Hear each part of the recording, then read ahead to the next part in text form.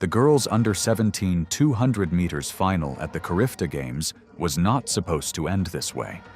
For decades, Jamaica has controlled Caribbean sprinting at the youth level with overwhelming depth, superior sprint programs, and an almost automatic presence in every major final.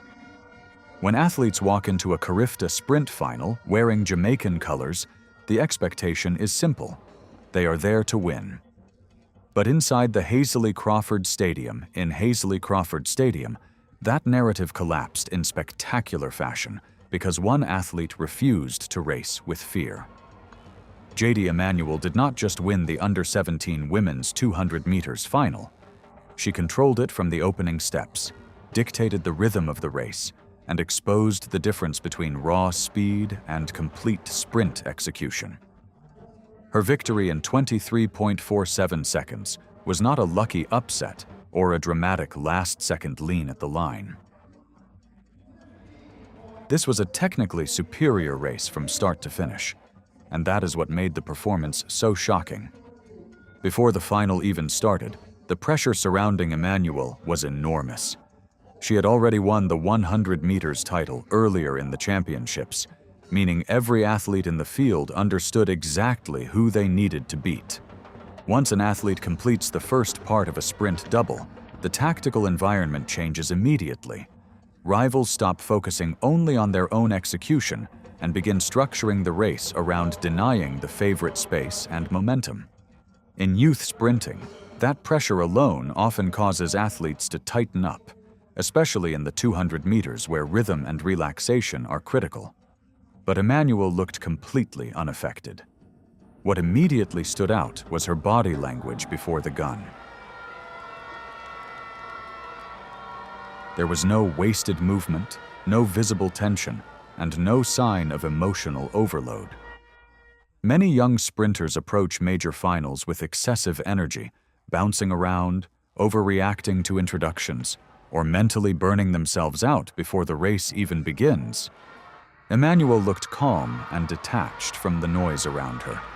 That composure mattered because the women's 200 meters punishes emotional sprinting more than almost any other short sprint event. The first phase of the race decided everything. Out of the blocks, Emmanuel produced one of the cleanest starts in the entire championship. Her reaction was aggressive without becoming unstable, and the first 5 steps immediately established control of the stagger. This is extremely important in the 200 meters because athletes do not actually know their true position during the curve. Everything is based on visual perception and rhythm. If an athlete appears to be gaining rapidly through the bend, it creates panic in nearby lanes. Emmanuel understood this perfectly. As she attacked the curve, her mechanics became the defining factor of the race. She stayed remarkably low entering the bend while maintaining stride frequency, instead of forcing stride length too early. Young sprinters often make a critical error in the 200 meters by trying to win the curve through overstriding. The result is usually tightening shoulders, excessive vertical movement, and deceleration before the home straight. Emmanuel avoided every one of those mistakes. Her posture through the bend was exceptional. The hips stayed high, ground contact remained short, and the arms moved compactly without unnecessary rotation. Most importantly, she ran relaxed.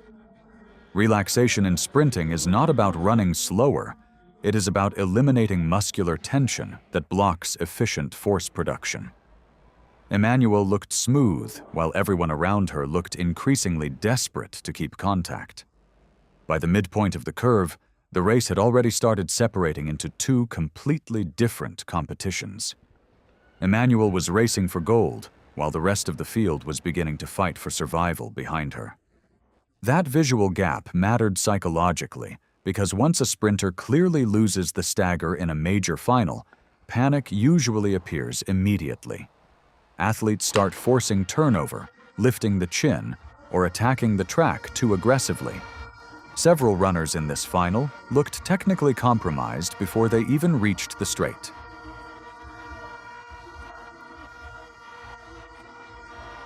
The most impressive part of Emmanuel's race was what happened after the curve. Many junior athletes can produce explosive first 120 meters. Very few can maintain structure after that effort.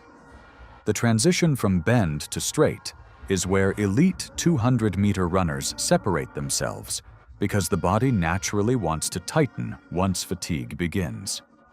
Emmanuel entered the straight with visible control still remaining in reserve. Instead of fighting the track, she stayed balanced and composed while continuing to accelerate gradually. That is what made the performance feel dominant rather than dramatic. Behind her, the chase became chaotic.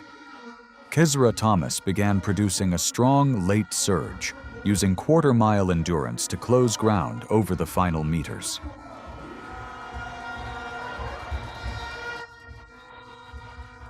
Tyra Fenton also attacked aggressively late in the race, after already proving herself in the 400 meters earlier in the championships. Both athletes demonstrated outstanding strength over the final phase, and under normal circumstances, those finishing runs could have been enough to win a youth final. But Emmanuel had simply created too much separation earlier in the race. This is one of the most misunderstood aspects of sprinting. Fans often focus only on who closes fastest in the final 40 meters, but elite 200-meter racing is usually decided much earlier. The bend determines positioning, momentum, and energy distribution.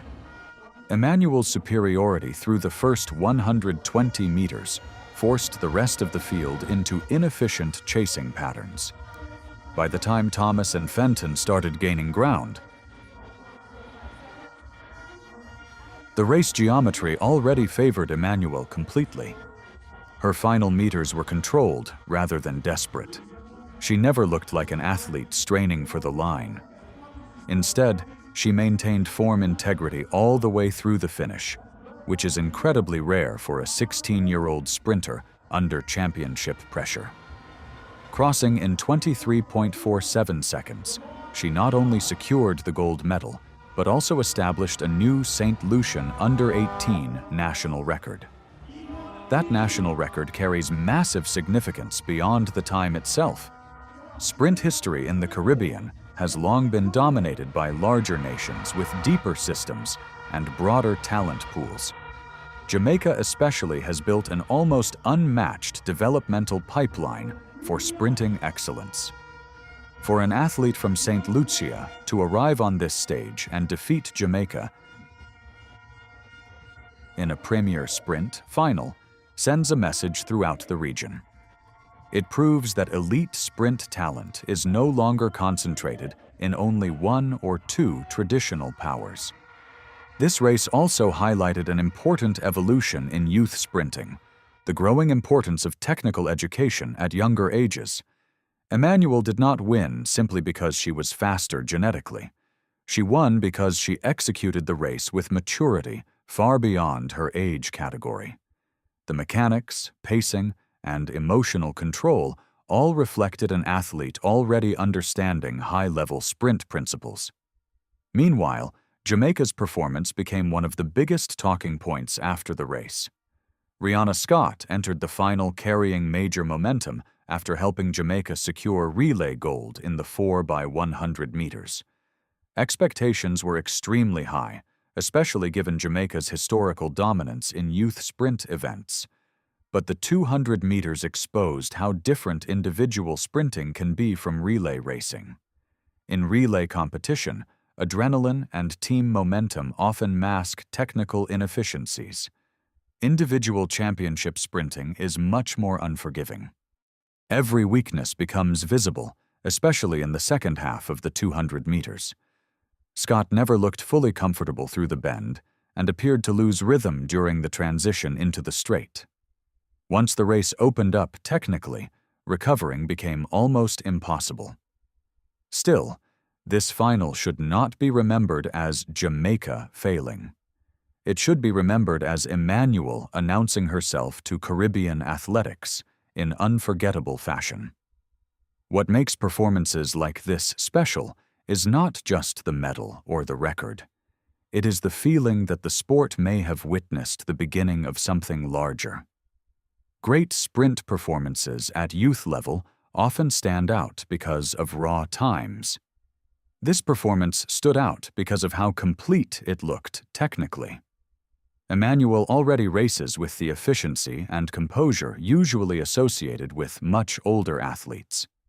And that is why this final felt historic. The crowd inside the stadium understood they were watching more than another youth championship race. They were watching a moment where expectation, tradition, and hierarchy all disappeared for 23 seconds. A teenager from St. Lucia entered one of the most pressure-filled sprint finals in the Caribbean and completely owned the race from the curve to the line. No hesitation, no panic, no collapse under pressure. Just pure execution at championship level, from an athlete who may be only beginning her rise.